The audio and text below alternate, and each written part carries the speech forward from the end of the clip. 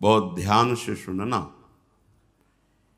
ये 10 लक्षण जब प्रकट होने लगे तो जान लेना कि अब हमारा परम सौभाग्योदय होने जा रहा है। बस हम भगवत साक्षात्कार के नजदीक हैं। जब तक इन 10 लक्षणों में कमी दिखाई दे तो संभालो इन 10 लक्षणों को अपने जीवन में पक्का। इन 10 का पूर्ण होना मतलब भगवत साक्षात्कार होना। धृति क्षमा दमोस्तेयम शौचमिंद्री निग्रह धीर विद्या सत्यमक्रोधो दशकम धर्म लक्षणम। धृति सबसे पहला है। धृति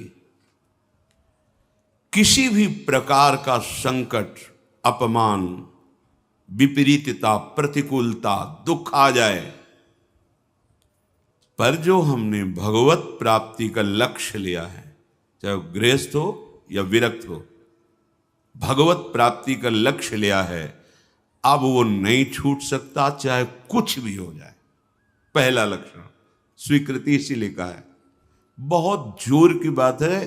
खुली वस्तु रखी है, बिगड़ी जन्म अनेक की अब वहीं सुधरे आज हो ही राम को। यह स्वीकृति बहुत बड़ी बात है। अपने लोग देहाभिमानी हैं तो क्रियाओं पर संतोष करते हैं, क्रियाओं पर विश्वास कर लेते हैं कि मैं ये कर रहा हूं, इसके फलस्वरूप ऐसा मिलेगा। लेकिन उस सब करने का फल होता है होना, और वो सत्संग से प्राप्त हो जाता है एक क्षण में। इसीलिए स्वर्ग सुख, मोक्ष सुख, फिर मर्त्यलोक के सुख की बात क्या, सत्संग के समान नहीं रखा गया। तात स्वर्ग अपवर्ग सुख धरी तुला एक अंग, तूलन ताहि सकल मिली जो सुख लव सत्संग। स्वीकृति बहुत जोर की बात है। पहला है धृति। धृति माने किसी भी प्रकार का कोई भी अपमान, तिरस्कार, निंदा, परिस्थिति, विपरीतता आपके मार्ग में आवे पर आपकी स्वीकृति पे अंतर नहीं होना चाहिए। इसे धृति कहते हैं। धृति ये बहुत आवश्यक है भगवत मार्ग के पथिक को। जो स्वीकृति की हुई है उस पे कोई विक्षेप नहीं पड़ना चाहिए, जो होना सो हो जाए। स्वीकृति नहीं बदलनी चाहिए। बस तुम्हारा ये था माम प्रपद्यन्ते तास तथे भजाम्य हम। कोई भी परिस्थिति, कोई भी विपरीतता, कोई भी अपमान हमारी स्वीकृति में अंतर नहीं डाल सकता। मृत्यु स्वीकार करना अच्छा है, पर स्वीकृति पे अंतर नहीं आना चाहिए। वही स्वीकृति भगवत प्राप्ति करा देगी। गोस्वामी जी बाद में सब बातें कह रहे, पहले कह रहे बिगड़ी जन्म अनेक की अब ही सुधरे आज। हमारी धृति इतनी कमजोर है कि प्रतिकूलता के आभास मात्र में हम छोड़ देते हैं। प्रतिकूलता तो है ही नहीं, प्रतिकूलता के आभास, शायद प्रतिकूलता आ जाए, इससे हम भाग पड़ते हैं। ये कायरों का मार्ग नहीं है भगवत प्राप्ति। अज्ञान को छोड़िए। क्या तुम प्रभु को छोड़ दोगे तो दुखों से बच जाओगे क्या? जो कछ लिखा लिलाट दुख सुख देह संग, भुगते गो जहां जाएगो या सिद्धांत अभंग। या सिद्धांत अभंग तजत क्यों धीरज प्राणी। यही धृति। तजत क्यों धीरज प्राणी, वृंदावन परिहरे प्रिया प्रीतम रजधानी। स्वामिनी जी के महल को, स्वामिनी जी के चरण आश्रय को छोड़कर तुच्छ विषयों की तरफ कदम बढ़ा देना, स्वीकृति आपकी बहुत कमजोर है। बिगड़ जाएगा, ये जन्म बिगड़ जाएगा। पता नहीं किस युग में ये स्वीकृति का अवसर मिलेगा कि नहीं मिलेगा। कितना भी संकट आवे, धैर्य नहीं छोड़ना। सब कुछ सहना है, राधा राधा कहना है। नियम बना लो, जीत जाओगे। काल पर भी विजय प्राप्त कर लोगे। विश्वास करो, ये मंत्र मान लो, सब कुछ सहना है, राधा राधा कहना। राधा राधा आपको सराहेंगे, आपको चाहेंगे। आप जो मर्जी आवे सो करो, सराहेंगे आपको, कोसेंगे नहीं। आपको सराहेंगे और आपको ही चाहेंगे। हम आपसे तन मन प्राण सर्वस्व समर्पित करके प्रेम करते हैं। ये प्रेम मार्ग की बात। भगवत प्राप्ति करना है तो पहली बात है ये धृति, ये धैर्य रखो। ये नहीं देखा जाता, धैर्य नहीं दिखाई देता, धैर्य नहीं। जरा सा विचलता हुई भाग पड़े। कहां भागोगे? जिधर भाग के जा रहे उधर तो विचलता का समुद्र है। यहां तो विचलता तुम्हें अविचल स्थिति प्रदान करने के लिए है। यहां का भय तुम्हें निर्भय पद प्रदान करने के लिए है। और इस भय को स्वीकार करके भाग रहे हो तो महाभयावह प्रवाह है संसार का, बहते चले जाओगे। अभय होए जो तुम्हें डेराई। धृति, जो धृतिवान है, लौकिक पारलौकिक सारी संपत्तियां उसके चरणों में झुकने लगती हैं। देख लो, शब्द पर ध्यान दो। जो धृतिवान है, धैर्यवान है, हर कष्ट सहता है, तो आगे जो मार्ग है बोले लौकिक और पारलौकिक सारी संपत्तियां उसके चरण चूमती हैं, क्योंकि वो धैर्यवान है। अगर धृति नहीं है तो परमार्थ का भेष भले हो, परमार्थ की स्थिति नहीं होगी। इसीलिए भगवान कपिल देव जी ने माता देवहूति जी से कहा, जो आसक्ति संसार के बंधन का कारण है, वही आसक्ति यदि महात्माओं के चरणों में हो जाए तो मोक्ष का खुला हुआ द्वार है। तो वो महात्मा कैसे होते? तो सबसे पहला शब्द था तितिक्षवः, मतलब महान सहनशील होते हैं संत जन। तितिक्षवः, यहां धृति, ऐसा धैर्य कि कोई भी विचलित ना कर सके। बहुत गंभीरता से, इसीलिए इसमें रुके हुए हैं। बहुत गंभीरता से पहला लक्षण है भगवत प्राप्ति का। जिसके अंदर ये 10 लक्षण आ गए तो भगवान प्रकाशित हो जाते हैं हृदय में, क्योंकि वही परम धर्म का स्वरूप है। भागवत धर्म में चलने वाले या कोई भी धर्म स्वीकार करें तो धृति जरूर आनी चाहिए। अगर धृति नहीं, आप पातिव्रत धर्म, एक पत्नी व्रत धर्म, जो जहां जिस धर्म में, तो उसको धैर्य धारण करना पड़ेगा। बिना धृति के धर्म का पालन नहीं होता। फिर ये तो परम धर्म, महाभागवत धर्म, प्रेम धर्म, इसमें तो कष्टों की परवाह करे तो योद्धा कैसा। अगर अनुकूलता, प्रशंसा, मान और सुख की चाह है तो परमार्थ का पथिक कैसा। अभी भ्रम में है वो। किसकी अनुकूलता? किसकी अनुकूलता? शरीर की। चाहे जितना अनुकूलता देते रहो, ये नष्ट होगा। इसकी अनुकूलता नहीं। श्री कृष्ण अनुकूल लें। श्री कृष्ण की अनुकूलता को देखो कि हमारे शरीर, मन, वाणी, चेष्टा प्रभु के अनुकूल हो। उसके लिए तुम धैर्यवान बनो। चाहे जितनी निंदा हो, अपमान हो, तिरस्कार हो, संकट आवे, विपत्ति आवे, परवाह नहीं। तो हर विपत्ति संपत्ति बन जाएगी। देख लेना, लिखा है कि जो धैर्यवान होकर परमार्थ में चलता है तो लौकिक और पारलौकिक सिद्धियां और सफलता उसके चरणों में आ जाती है। श्री राधा किंकरीणाम लुठति चरण यो रद्भुता सिद्ध कोटि, करोड़ों प्रकार के वैभव सिद्धियां उसके चरण दास्ता में आ जाती, हाथ जोड़े खड़ी रहती हैं जब सेवा की आज्ञा हो। दूसरी बात है, दूसरा लक्षण है क्षमा। अपने साथ कोई बुराई कर रहा है, भगवत प्राप्ति करनी तो संसारिक आदमी इन बातों को समझ भी नहीं सकता, क्योंकि उसका उद्देश्य अंतःकरण धर्म में अहम ममत्व स्थापित करके भोगों को भोगना और उसी में सुखी होना है। अभी अज्ञान है, वो नहीं समझ रहा। ये परमार्थ के पथिक की बात है। क्षमा, ये इसलिए बोला, वो सामने वाला हमको ऐसा बोलता है, हम चुप रहेंगे। कैसे चुप रह सकते हैं? सामने वाला कौन है? अगर तुम संसारी हो तो संसार है, और परमार्थिक हो तो तुम्हारा आराध्य देव है। तुम्हारी वही तत्व दृष्टि होनी चाहिए जिसकी प्राप्ति के लिए निकले हो। कब करोगे? किस जन्म में करोगे? अभी इसी क्षण से अभ्यास शुरू करो। क्षमा, अपने साथ बुराई करने वाले को दंड देने या दिलाने की पूरी शक्ति होने पर भी, दंड देने या दिलाने की आज्ञा करते ही विध्वंस मच जाएगा, ऐसा होने पर भी ना तो शरीर से दंड दे, ना वचन से दंड दे, ना किसी से प्रेरित करके दंड, हम तो नहीं करेंगे पर तुम देखो, तुम हमारे शिष्य हो, हम तो सह गए, तुम्हें नहीं सहना चाहिए, जाओ। तो बात एक ही हो गई, बात एक ही हो गई। आप उसको दंड देना चाहते तो आपके अंदर क्षमा बल नहीं है। करत जे अनशहन निंदक तिनहु पे अनुग्रह, ना इस लोक में तुम्हें दंड मिलेगा और ना परलोक में दंड मिलेगा। मेरे अपमान, मेरे निरादर, मेरी निंदा, मेरे तिरस्कार का तुम्हें कहीं दंड ना मिले। तुम्हारी बुद्धि शुद्ध हो, स्वस्थ रहो और भगवान प्रसन्न हो।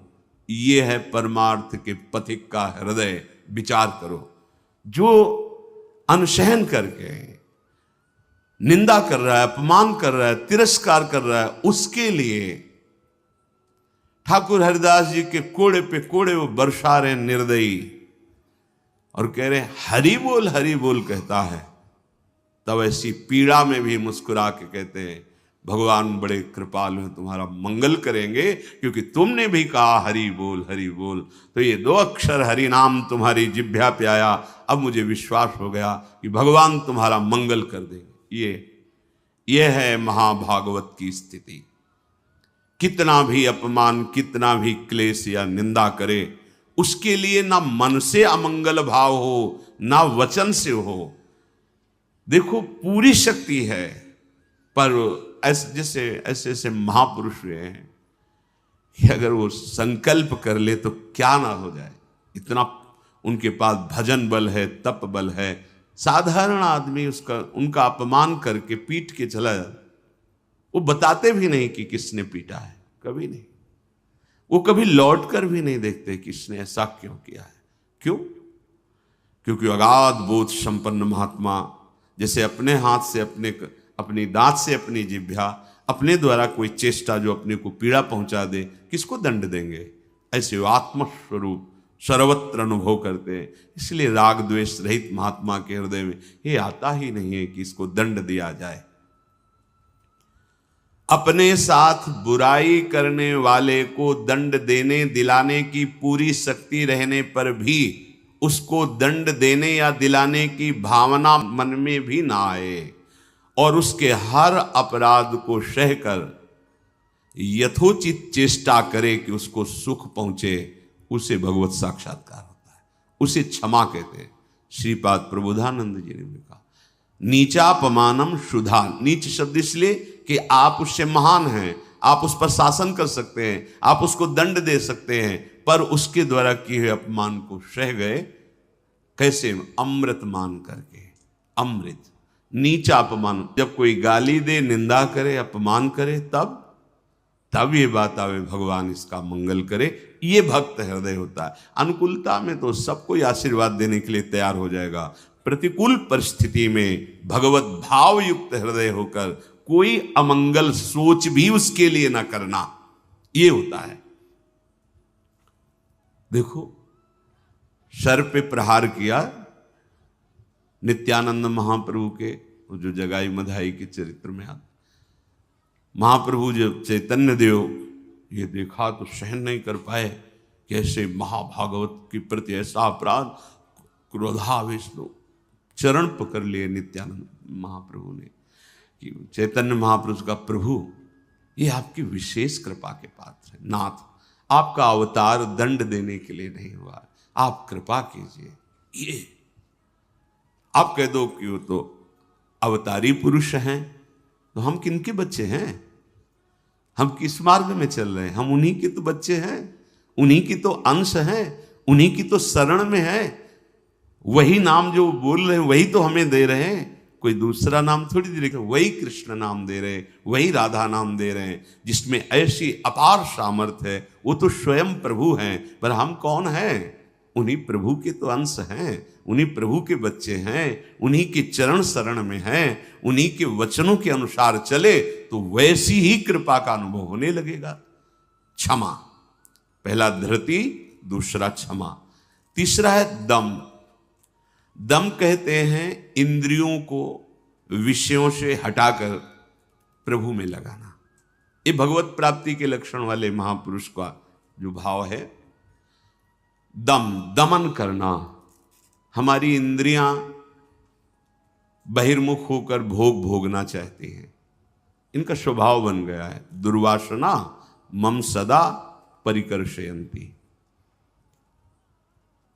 विषय इतने प्रबल हो रहे हैं कि इंद्रियों को अधीन कर लिए हैं। इंद्रियां इतनी प्रबल हो रही कि मंथन करने वाली प्रमथन स्वभाव वाली मन को अधीन कर लिया है। मन इतना प्रमथन स्वभाव वाला बुद्धि को अधीन कर लिया।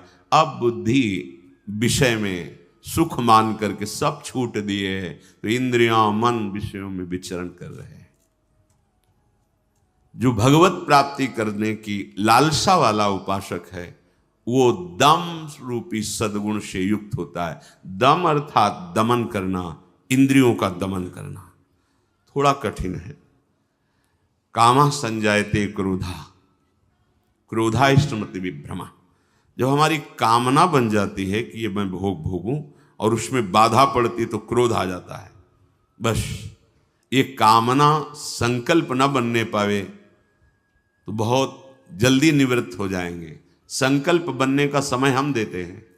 जब कोई भी इंद्री का विषय आकर्षित होता है तो मन उसको विस्तार से सुख का, भोगा हुआ सुख या सुना हुआ या दृश्य में आया हुआ भोगने की लालसा, और आप अपने भगवत विस्मरण कर दिए और उसमें तन्मय हुए, संकल्प बना, गड़बड़ हो गया। अब परमार्थ से भ्रष्ट कर देगा। आज नहीं तो कल, क्रिया बने ना बने भ्रष्ट कर देगा। संकल्प ही न बनने पाए। संकल्प बनने की छूट कब देते हैं? जिस समय हम ये भूल जाते हैं कि हमारा लक्ष्य भगवत प्राप्ति है। हम भोगों में सुख बुद्धि करके भगवान से विमुख वृत्ति के द्वारा संकल्प बना लेते हैं धैर्य से। जब हमको ये पता है कि इन भोगों में सुख नहीं, सुख तो सुख सिंधु प्रभु के नाम रूप में है, तो संकल्प कैसे बन गया? भगवत विमुखता के कारण संकल्प। वो क्षण भगवत विमुख हुआ, वो समय भगवत विमुख में जा रहा है, इसलिए आपका संकल्प बन रहा है। अगर नाम जप कर रहे हैं आप और आपका लक्ष्य है कि मुझे प्रभु के चरणारविंद की प्राप्ति करनी, तो आप इंद्रियों का दमन स्वाभाविक कर लेंगे। बहुत सरलता सहजता से इंद्रियों का दमन हो जाता है। हमारी स्वीकृति ठीक नहीं है, इसलिए जैसे एक दिन एकांतिक में चर्चा हुई थी, आप वैष्णव हैं, आप भगवत दासत्व के चिन्हों से युक्त हैं, आप भगवत प्राप्ति का मार्ग स्वीकार किए हो, चाहे गृहस्थ हो चाहे विरक्त। अब आपके सामने मांस परोसा जाए, आप खाएंगे? बिल्कुल ना, अंदर से ना बाहर से चेष्टा ही नहीं होगी। क्यों? क्योंकि आपकी स्वीकृति नहीं है। ठीक है, मदिरा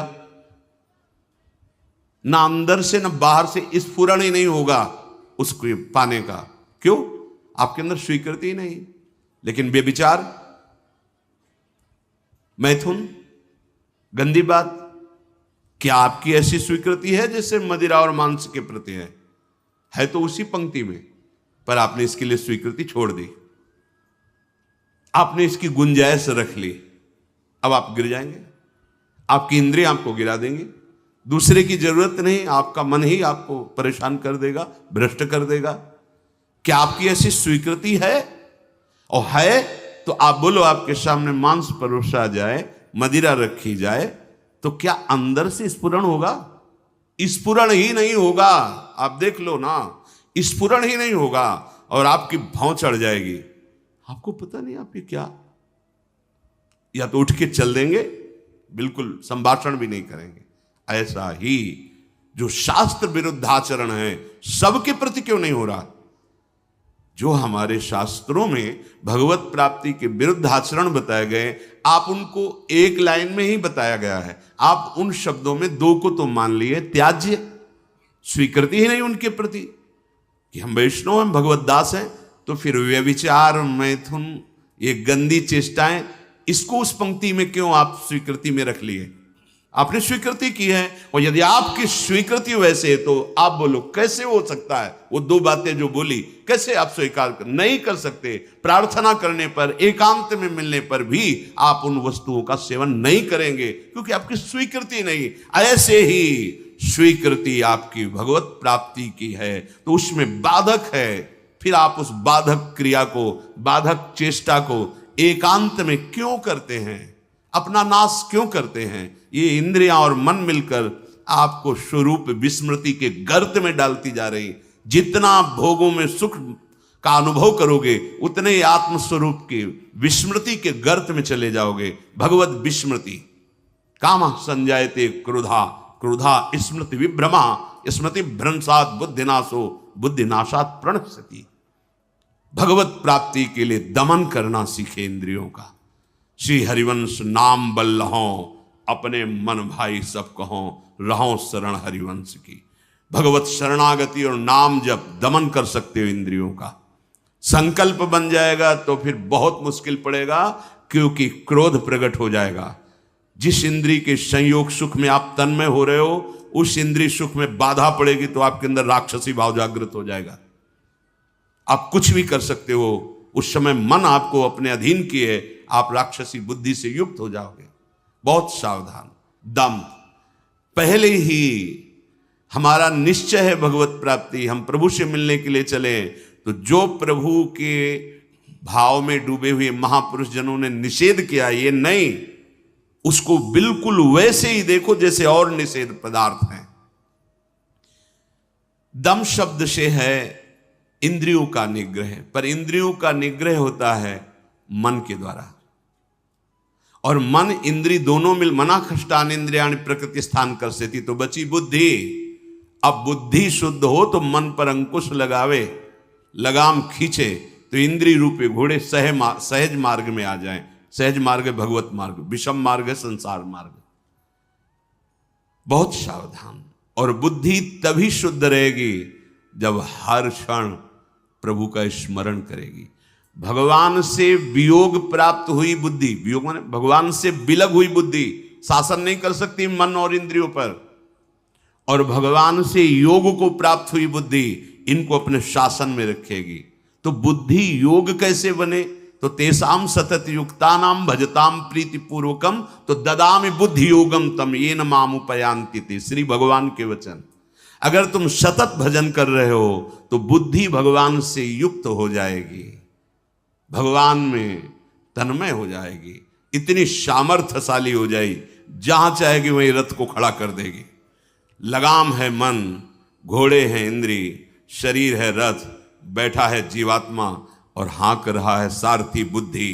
ईश भजन सारथी सुजाना, अपने आराध्य देव का सतत भजन मानो सुजान सारथी मिल गया है। अब मन रूपी लगाम को शासन में, तो घोड़े अपने आप सही मार्ग में। इंद्रियों का दमन अर्थात मन का निग्रह, अर्थात बुद्धि का परमात्मा में निरंतर जुड़े रहना। निश्चय में भजन होना चाहिए, बुद्धि कार्य निश्चय, भजन न छूटे। जीत गए आप तीसरे गुण दम को प्राप्त हो गए। चौथा अस्तेय, चोरी का स्वभाव ना होना। मन से, वाणी से, शरीर से किसी भी प्रकार की चोरी ना करना। फूल लेने जा रहे हैं प्रभु, जनक जी के यहां निमंत्रण में आए हैं, विश्वामित्र जी को आमंत्रित किया गया है। फूल केवल है, कोई और वस्तु नहीं है। पर आप देख लीजिए उस प्रसंग में प्रभु मालियों से पूछते हैं, क्या मैं अपने गुरु सेवा के लिए कुछ पुष्प ले सकता हूं? स्वीकृति दी। हमारा स्वभाव बिगड़ गया है, बहुत सावधानी की जरूरत है। सोचते हैं कि हम चोरी करके दूसरे का धन, दूसरे का सुखी हो जाएंगे, कभी नहीं होगे। अधर्माचरण करने वाला कभी, आपको थोड़ी देर हर्ष होगा, हर्ष शोक में परिणित हो जाएगा, शोक भयानक दुख पैदा कर देगा। बहुत सावधान, सिद्धांत को समझो और भगवत मार्ग में चले हो तो ऐसा होना ही नहीं चाहिए किसी भी तरह से। और ये वस्तु बहुत अच्छी लग रही है, नहीं, आज जो हमारी व्यवस्था कर रहा है कल व्यवस्था, हम व्यवस्था के लिए भगवत मार्ग में आए क्या? हम तो भगवत आनंद के लिए आए हैं। शरीर और मन प्राण उनको समर्पित है, वो जाने। किसी भी तरह की मन से, वाणी से, शरीर से चोरी नहीं होनी चाहिए। दूसरे की बात हम सुनी तो सुन करके उसे अनुभव में उतारें, सुन के उसको दूसरों को बोलकर प्रभावित कर लेना, यह भी चोरी हो गई। महापुरुषों की बात, अमुक संत ने अमुक बात कही है, हम सब मिलकर उस पर चले भगवदानंद का अनुभव करने के लिए। अगर हम उस बात का केवल प्रयोग करते हैं दूसरे को प्रभावित करने के लिए और वासनाओं की पूर्ति के लिए, यह भी चोरी है। वो बात हमारे अंतःकरण को भगवदाकार करने के लिए है। सत्संग में उस बात को इसलिए कहते हैं कि वो बात हम सब धारण करें और भगवदानंद को प्राप्त हो। किसी भी तरह का मन में या तन में या वचन में ये छुपाव भाव, ये चोरी भाव, हम चाहते कुछ हैं और वाणी से कुछ बोल रहे हैं, वो ठीक नहीं है। अस्तेय, बिल्कुल छुपाव का भाव, चोरी का भाव नहीं होना चाहिए, न मन से, न वाणी से, न शरीर। भगवत प्राप्ति करने वाला उपासक जो मन में होता वही वाणी में होता, वही चेष्टा में होता है, तीनों में एक होगा। और जो विषयी जीव होता है उसके मन में कुछ और होता है, वाणी से कुछ और बोलता है, चेष्टाएं कुछ अलग दिखती है, ये ठीक नहीं है। जो मन में एक, वचन में एक, आचरण में वही, तीनों का मिलान कर लो, वही होता है अस्तेय। पहला था धृति, दूसरा क्षमा, तीसरा दम, चौथा अस्तेय, पांचवा है शौच। शौच कहते हैं पवित्रता को। उपासक को बाहर और भीतर दोनों से पवित्र होना चाहिए। अब सुंदरता बढ़ रही है लेप आदि से, वैसे पवित्रता नष्ट हो रही है, पवित्रता नहीं मिलेगी। शौचाचार का ज्ञान ही नहीं है, पशुता बढ़ रही है, पशुता। वही जूते पहन करके लघुशंका गए हैं, अवसर लगा तो उसी में शौच हुआ है, और वही जूते पहन करके भोजन पा रहे हैं, तो बुद्धि क्या हुई? पशुता आ गई, राक्षसीपना आ गया। आहार के समय पूज्य भाई जी महाराज और ग्रंथों में और बड़े संतों से बहुत पवित्र विचार होने चाहिए उस समय। खास करके आहार के समय तो आपको बहुत सावधान रहना है, क्योंकि जैसे भाव में आहार पा रहे हो उसी का वो बढ़ावा कर देगा।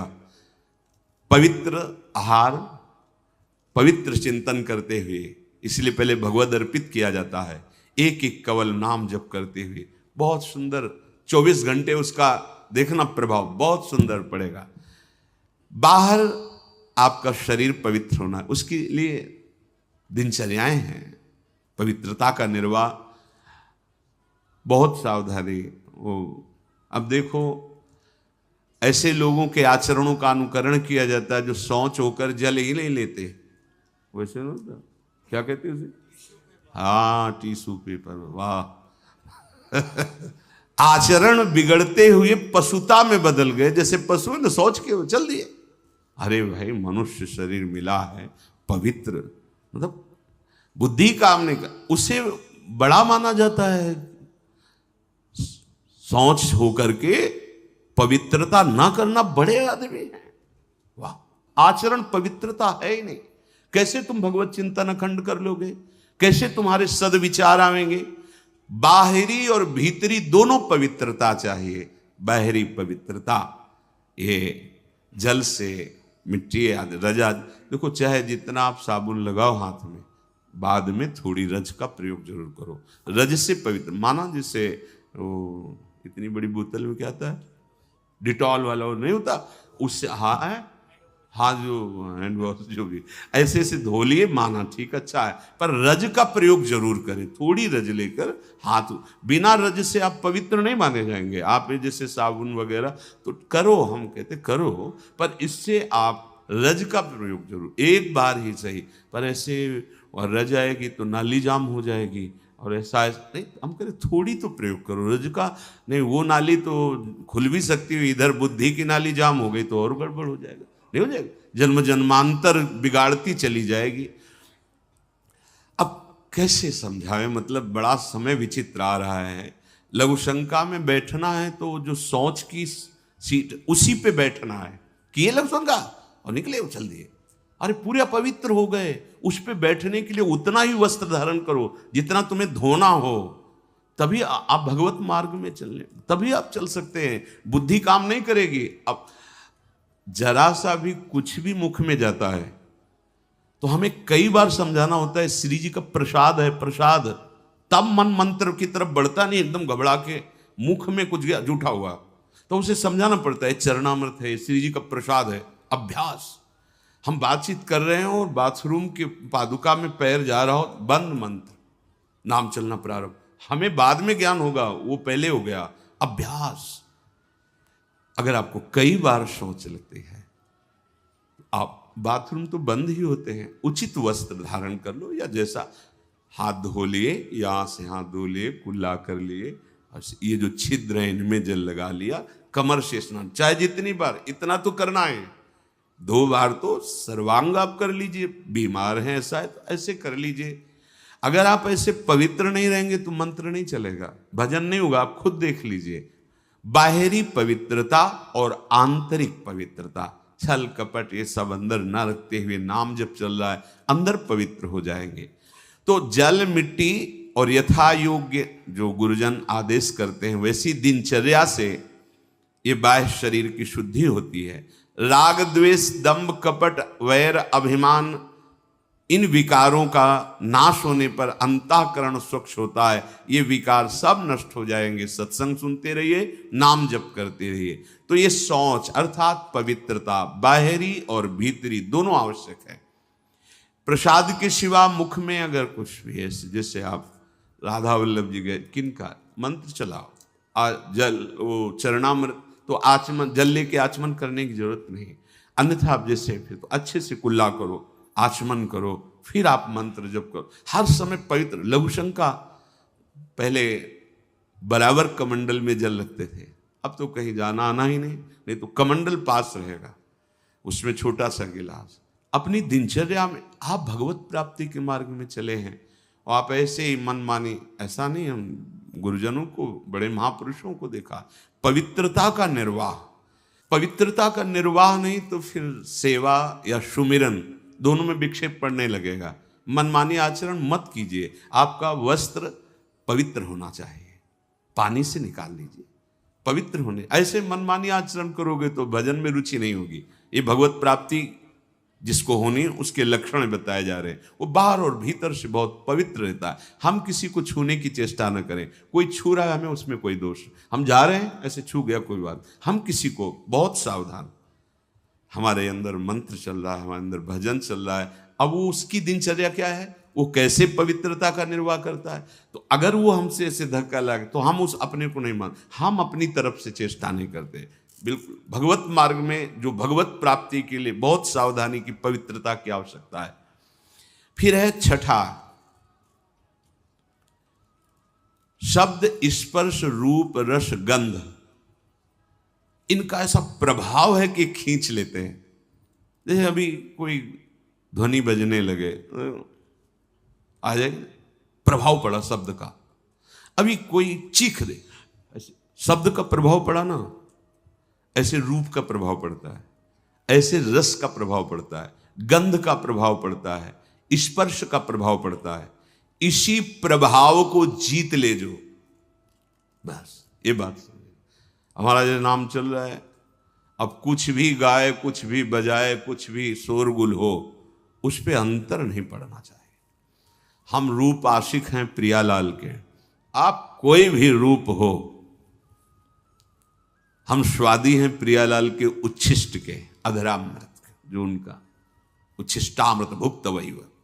इसके अलावा कुछ भी अमृत भी हो तो हमारे लिए, हमारी गंध श्री जी के श्री चरणों में चढ़ी हुई तुलसी, पुष्प, श्रीअंग का इत्र, प्रसाद, माला आदि, बस। इससे क्या होगा, शब्द, स्पर्श, रूप, रस, गंध पर आप विजय प्राप्त कर लेंगे।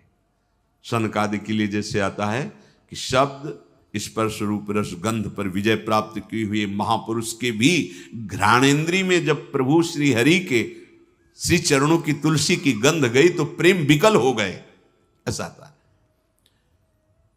ये जो हमारी इंद्रियां स्पर्श सुख में, देह सुख, स्पर्श सुख में, रूप में, रस में, गंध में, शब्द में हमें भगवत प्राप्ति करनी, इसका हमें परिवर्तन करना होगा। हमें जहां भागवतिक शब्द श्रवणेन्द्रिय में पड़े तो नाच पड़ना चाहिए, प्रापंचिक शब्द तो उदासीन हो जाना चाहिए। भगवत भाव से सबके चरणों में प्रणाम, मेरे प्रभु सब इन रूपों में समाये हुए, ठीक है।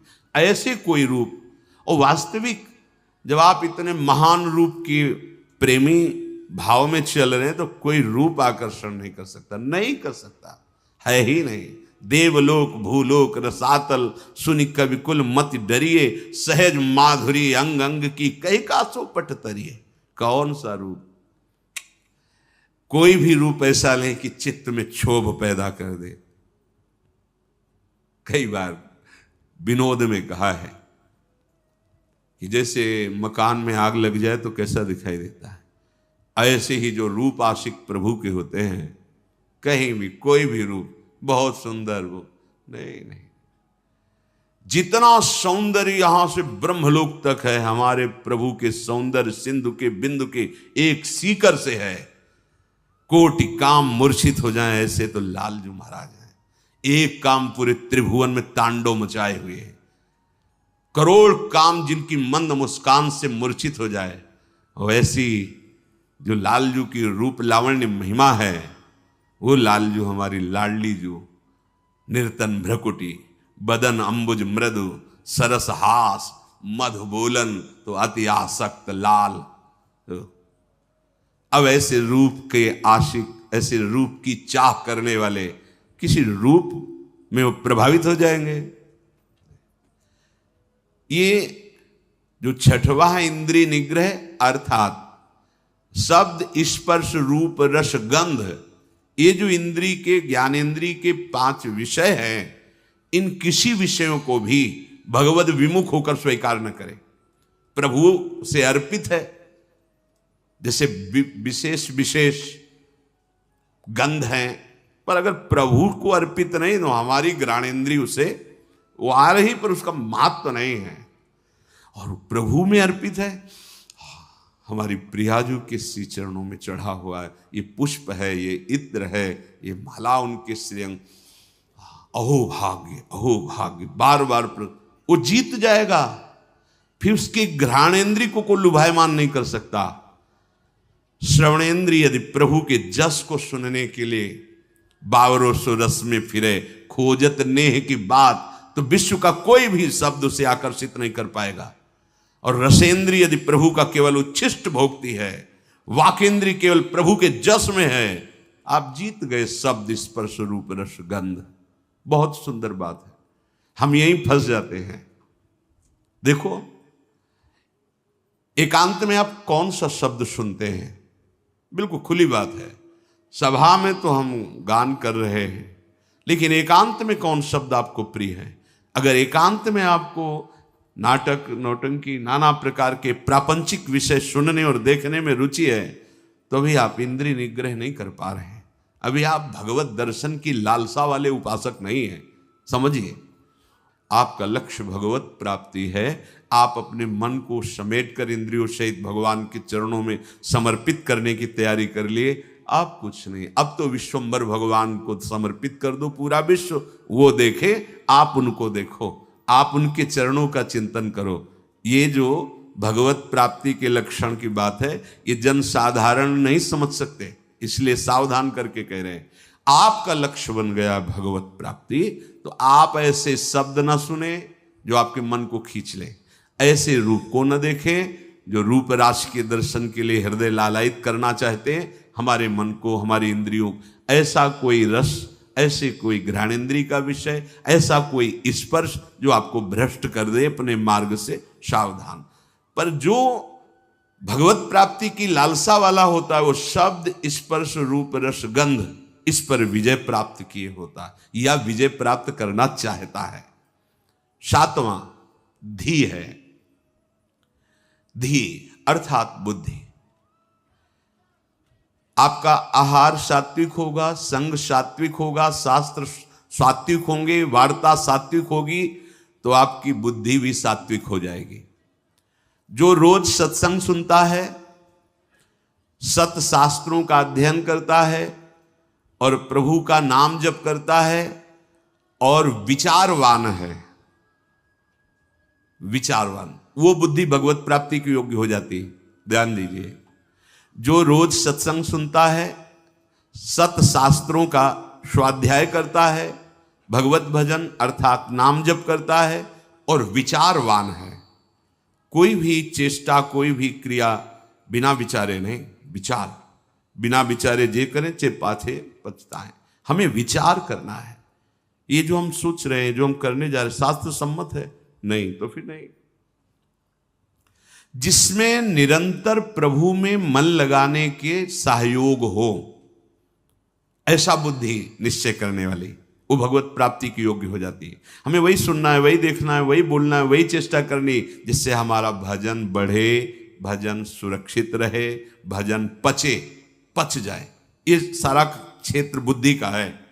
बुद्धि में विवेक है, वो बढ़ाएगी भजन, बचाएगी और पचा लेगी। जैसे भजन का भी अपच होता है, मैं इतना इतना, तो आगे दिखाएगी, देखो वो महापुरुष, इतना भजन, इतने दैन्य, धिक्कार है हमारे जीवन को, अभी उतना तो है नहीं, अहम ऊपर से आ रहा है, वो दबाती रहेगी, तो भजन पचता रहेगा। कौन सी बुद्धि? जो रोज सत्संग सुनती है, शास्त्र स्वाध्याय, नाम जप और विचारवान है, ऐसी बुद्धि भगवत प्राप्ति की योग्य हो, अर्थात निश्चय। अगर बुद्धि विषयों में लगी हुई है, धन संपत्ति मान को श्रेष्ठ मानती है, तो ये निश्चय ही नहीं कर पाएगी कि परमात्मा प्राप्ति करना है। भोगेश्वर प्रसक्ता नाम तया प्रहत चेतसाम व्यवसायत्मिका बुद्धि समाधौ न विधीयते। आठवां है विद्या। जैसे प्रश्न आता है कि जब भजन मार्ग में चलना है तो पढ़ना लिखना सब व्यर्थ ही है, क्यों पढ़े लिखे? क्योंकि आजकल ऐसी विद्या पढ़ाई जाती है, ऐसी पढ़ाई जाती है। हम उस विषय पे नहीं जाते, हम ये जाते हैं कि यदि आपको अक्षर मात्रा इनका सब ज्ञान नहीं है, तो आपको हो सकता है कि सत्संग सबके सौभाग्य में तो नहीं है ना, तो आप ऐसे गीता पुरुष या बहुत जगह से महापुरुषों की वाणियां हैं, अगर आपको अक्षर मात्रा का ज्ञान नहीं तो आप कैसे पढ़ पाएंगे? अगर आपको ये लौकिक विद्या जो काखा गगा है, इसमें ब्रह्म विराजमान है।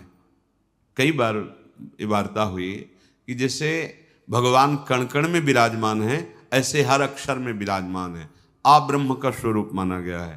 का, खा, गा, घा, आ निकलता है ना, ज्ञा तक निकलता है। आप जो विद्या पढ़ रहे हैं साक्षात ब्रह्म स्वरूप है। जो आप जानकारी ले रहे हैं, उस सृष्टि की जो ले रहे हैं, वो ब्रह्म स्वरूप है। उसे आप भजन से अलग मत मानिए, ध्यान देकर पढ़िए। हाँ, अब पढ़ लिख करके उद्दंडता करना, कपट करना, हिंसा करना, चोरी करना, तो होगा कि क्या हुआ तुम्हारी पढ़ाई से? आप विद्या से, जैसे विद्या विनयम ददाति, विनम्र होता है, गंभीर होता है, बुद्धि उसकी निर्णायक होती है, प्रवीण होती है। पर यदि भ्रष्ट आचरण करोगे तो वही विद्या अविद्या का रूप धारण कर लेगी। तो विद्या निषेध नहीं है, अविद्या निषेध है। आप खूब अच्छे से पढ़िए, आप खूब पदाधिकारी बनिए, समाज की सेवा करिए, आप जानकारी लीजिए। ये जगत भगवत स्वरूप है। अगर आप अभी से प्रमाद कर लिए तो भजन में स्थिति है नहीं। हम देखते हैं जो बच्चे पढ़े लिखे हैं ना, तो एक बार समझा दो तो कदम सोच समझ के रखते हैं। हाँ, हम ये कहते हैं यदि ऐसी रति है कि राधा राधा राधा राधा राधा सत्संग और नाम जप करते हुए आप तो सच्ची मानिए सब शास्त्रों का ज्ञान अपने आप हो जाएगा। पर ऐसा बहुत ही कठिन है, कोई बिरला ऐसा जो ऐसे चल पाए, नहीं तो इसलिए पढ़ना आवश्यक है।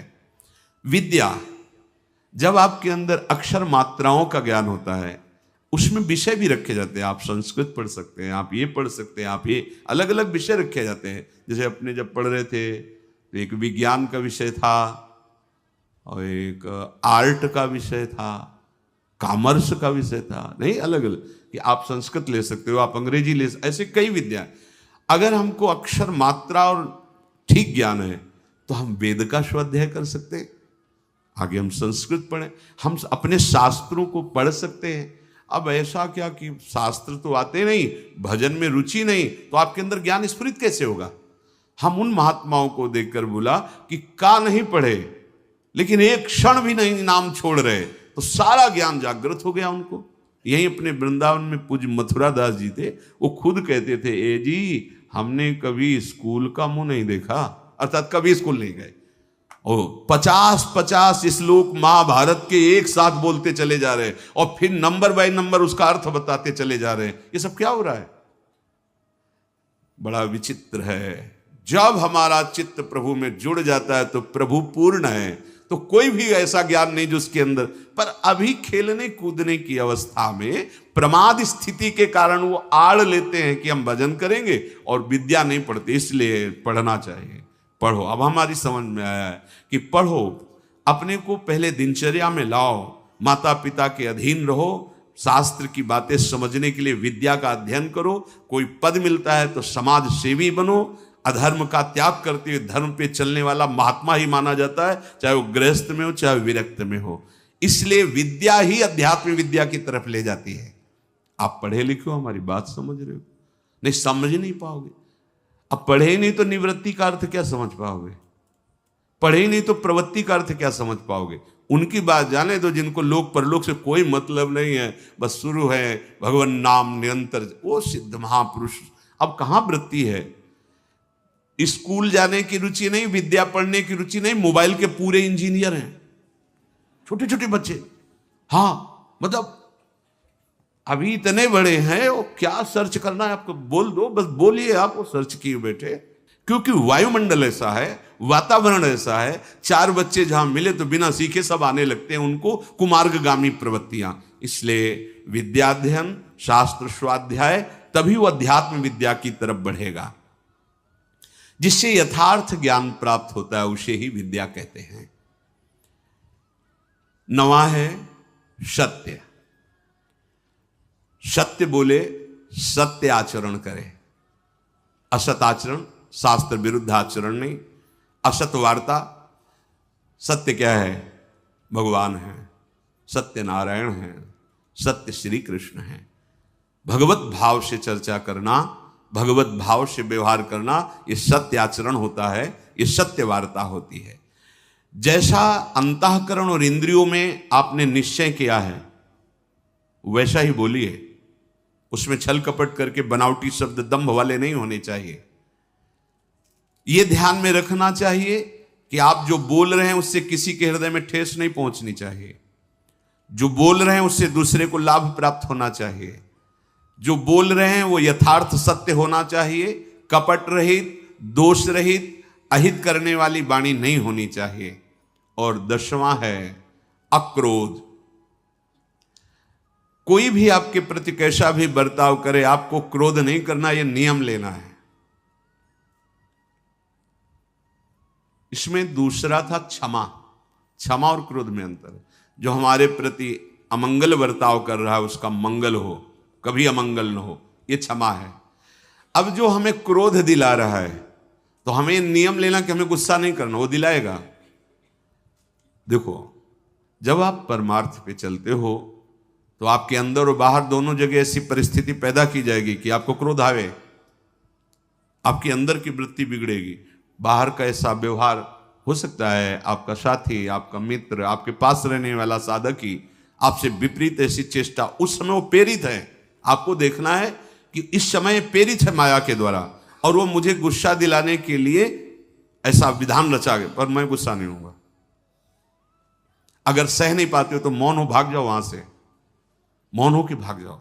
वीरता मत दिखाओ। गुस्सा करना वीरता नहीं, सह जाना वीरता है, जैसे सह पाओ। बहुत संतों ने इस पर, जहां कोई आपको गुस्सा की बात दिलाने लगे तो अगर आप ये याद कर लोगे कि मेरी परीक्षा हो रही, मुझे क्रोध दिलाया जा रहा है, तो आप समझ जाओगे। पर बस यही रहे कि मेरी परीक्षा हो रही, मुझे गुस्सा नहीं करनी, नहीं, सोचते सोचते फिर कड़ुआ वचन निकलने लगेगा, फिर मारपीट भी होने लगेगी। पर सोचो अपने साधुओं के साधक होके एक दूसरे को गाली दे रहे, लड़ रहे, ये कोई साधुता है? ये कोई मार्ग? अक्रोध, क्रोध नहीं करना। नियम लेना पड़ेगा ना कि क्रोध नहीं करना, वो दिलाएंगे क्रोध। बड़े विचित्र विचित्र लीलाएं होती। 100 बार थूका, क्रोध नहीं आया, ऊपर से थूका। तो उन्होंने यही कहा कि आपकी तो बड़ी कृपा हुई जो एक दिन में 100 बार मुझे गंगा स्नान करने को मिला, 100 बार हमें स्नान करने का सौभाग्य मिला। ये हो सकता है हमारे साथ व्यवहार ऐसा हो कि जिससे हमें क्रोध आवे, तो हमें तुरंत सोचना है। तुरंत वही सोच सकता है जो साधक है, ये मेरी परीक्षा आई है, नहीं मुझे गुस्सा नहीं कर, राधा राधा राधा राधा राधा राधा राधा, भैया राधा, बढ़ो आगे बढ़ो, गुस्सा नहीं कर रही। अक्रोध, अपनी कोई बुराई करके, अपना कोई प्रतिकूल व्यवहार करके क्रोध दिलाना चाहता है। आप अक्रोध, आपको गुस्सा नहीं करनी। क्षमा में और अक्रोध में अंतर है। हम गुस्सा नहीं करेंगे, पर क्षमा उसको मंगल मनाएगी, उसके प्रति कोई प्रतिकूल व्यवहार नहीं होगा और उसका मंगल होगा। मन वचन कर्म से इसको, हमारे प्रति जो अपकार किया, कभी इसको दंड ना मिले, ना भगवान दंड देना या लोक में दंड, उसे क्षमावान कहते हैं। बहुत बड़ा बल है ये साधु का, इसीलिए दूसरे नंबर पे है क्षमा। ये जो क्रोध है वो हमें दिलाने की चेष्टा कर रहा है, हम उसका मंगल भी मनाने वाला विषय नहीं। अब हमें इसमें सावधान रहना, गुस्सा नहीं होना। देख लो, आज नियम लियो लोगे, शाम तक कोई ना कोई ऐसा आपको गुस्सा बाहर से नहीं अंदर से आ जाए। परसों मिला था ना, उसने अब जलने लगे, गुस्सा आने लगी। परसों की बात या वर्षों की बात, मन है वो लाएगा अभी। अच्छा ऐसा मतलब, तो हमको क्या समझ रखा है? भगवान मतलब वो मना, गुस्सा आ रही ना, देखो इतना तो विलंब न करो, तो दंड दो जिसे 4 लोग देखे ना कि वैष्णव अपराध का क्या मतलब होता है। कहां गए? उसी समय अंदर वाली वृत्ति करो, नहीं मुझे गुस्सा नहीं होना, मुझे किसी का मंगल नहीं मनाना, क्योंकि मुझे भगवत प्राप्ति करनी। क्षमा और अक्रोध दोनों में भेद यही है। जो कुछ होता है मन में या बाहरी व्यवहार में, हमको उसे सहना है, क्रोध नहीं करना है। ये जो 10 प्रकार के लक्षण बताए गए, उपासक सावधानी पूर्वक इनको धारण करे। अगर ये लक्षण है तो भगवत प्राप्ति निश्चित है। पुनः पहला है धृति, अर्थात हम ऐसी स्वीकृति में रहें कि कोई भी परिस्थिति हमारी स्वीकृति को न नष्ट कर पावे। हमारा लक्ष्य है निरंतर भजन, हमारी स्वीकृति ऐसी जन्म में भगवत प्राप्ति। दूसरा क्षमा, कोई कितना भी हमारे साथ व्यवहार, हम अंदर से उसका अमंगल नहीं होने, तो आप कहोगे ऐसा कैसे? वहां भगवान बैठे, सच्ची मानना। आपको लगता है वो तो अमंगल करता चला जाएगा, नहीं, तुम्हारी क्षमा सांप से भी बढ़कर उसको शासित करेगी। उमा क्षमा सांप होते भारी, अपने कर्म जाय अपकारी। अगर आप लड़ गए, आप ऐसे कटु वचन बोल रहे हैं, तो शायद उसका सुधार ना हो, लेकिन आप सह गए तो ये क्षमा जा करके उसको जो दंड देगी वो सुधार पे आए, उसका मंगल नहीं होगा, और उसको ऐसी जलन, ऐसी दंड स्थिति देगी कि वो सुधर करके मार्ग में चलने लगेगा। तीसरा दम, इंद्रियों का, मन का दमन करना, और ये बुद्धि से होता है। जब नाम जप करोगे, बुद्धि योग बना रहेगा, तो मन का भी दमन होगा, इंद्रियों का भी दमन होगा। आस्ते मन वाणी शरीर से किसी भी प्रकार की चोरी ना करना। ये जो लोभ प्रवृत्ति है बहुत सूक्ष्म होती है, बहुत सूक्ष्म होती है। इसको न शरीर से, न मन से, न वाणी से, किसी भी तरह से हमें चोरी नहीं करनी। शौच बाहर और भीतर से पवित्र रहने की चेष्टा करनी है।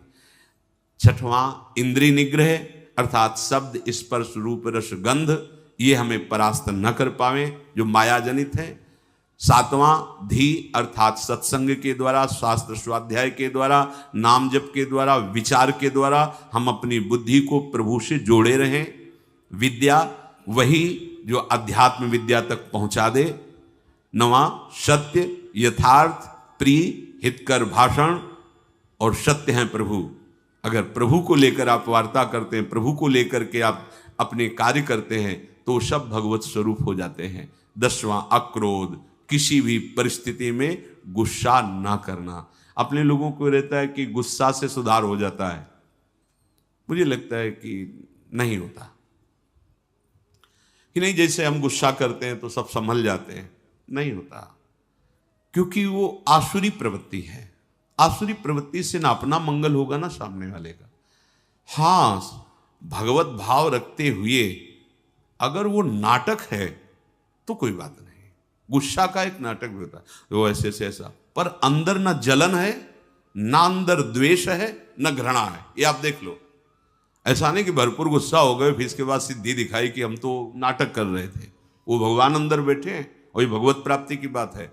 बिल्कुल उसके प्रति भगवत भाव है, बिल्कुल कोई जलन नहीं किसी तरह की, और किसी तरह की अभद्र वाणी नहीं है। और आप शासन, आप ऐसा नहीं करना चाहिए आपको, अगर आप ऐसा करते तो आप चलिए बाहर निकलिए, खड़े होइए, वो केवल सुधार के लिए माना जाएगा। जहां अंदर जलन नहीं हुई, अभद्र वाणी नहीं हुई और आपका भगवत भाव है, ये अक्रोध स्थिति में भी ऐसा आप बाहर दिखा सकते हैं। पर ये स्थिति छोटी मोटी नहीं है, इसलिए पहले हमें पूरा क्रोध धारण करना है, गुस्सा नहीं करें।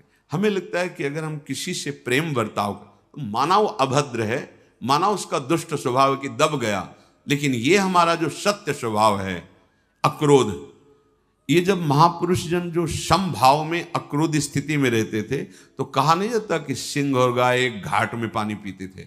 उसका प्रभाव होता था कि पशु पक्षियों में भी हिंसा वृत्ति, उनके अंदर क्रोध का आक्रोश होता, वो सब शांत हो जाता था, क्योंकि वो द्वेष रहित, दोष रहित अक्रोध स्थिति को प्राप्त महापुरुष हैं। तो उनका ऐसा प्रभाव है कि पशु भी उस समय वैर त्याग करके समभाव में स्थित रहते थे। प्रकृति पर उसका प्रभाव पड़ता है। इसलिए ये 10 लक्षण भगवत प्राप्ति के लिए अनिवार्य है। अब आगे जो चर्चा